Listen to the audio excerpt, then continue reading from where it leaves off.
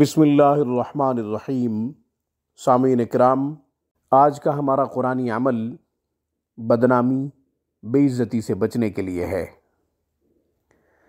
بدنامی، بے عزتی سے ہر شخص بچنا چاہتا ہے، ہر خاتون بچنا چاہتی ہے، ہر مرد بچنا چاہتا ہے۔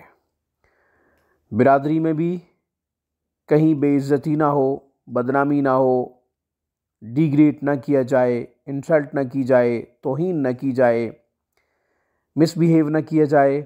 اسی طریقے سے باہر دوست احباب میں بھی بدنامی نہ ہو، بے عزتی نہ ہو۔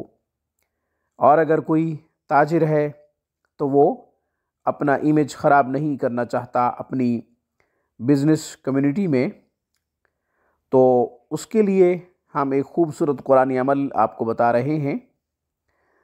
سورہ یونس کی آیت نمبر 65، سورہ یونس کی آیت نمبر 65۔ وَلَا يَحْزُنْكَ قَوْلُهُمْ إِنَّ الْعِزَّةَ لِلَّهِ جَمِيعًا وَهُوَ السَّمِيعُ الْعَلِيمُ وَلَا يَحْزُنْكَ قَوْلُهُمْ إِنَّ الْعِزَّةَ لِلَّهِ جَمِيعًا وَهُوَ السَّمِيعُ الْعَلِيمُ وَلَا يَحْزُنْكَ قَوْلُهُمْ ان العزت للہ جمیعا وہو السمیع العلیم۔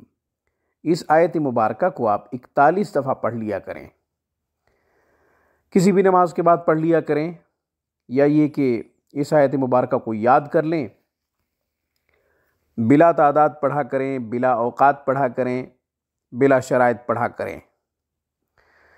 اس کی برکت سے انشاءاللہ بے عزتی سے محفوظ رہیں گے، بدنامی سے محفوظ رہیں گے۔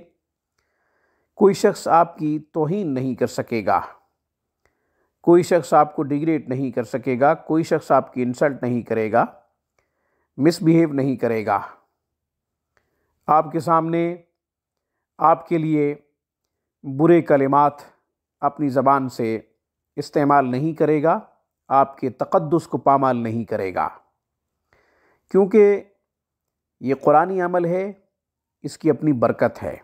اس عمل کی برکت سے انشاءاللہ آپ کے اندر ایک رعب پیدا ہو جائے گا۔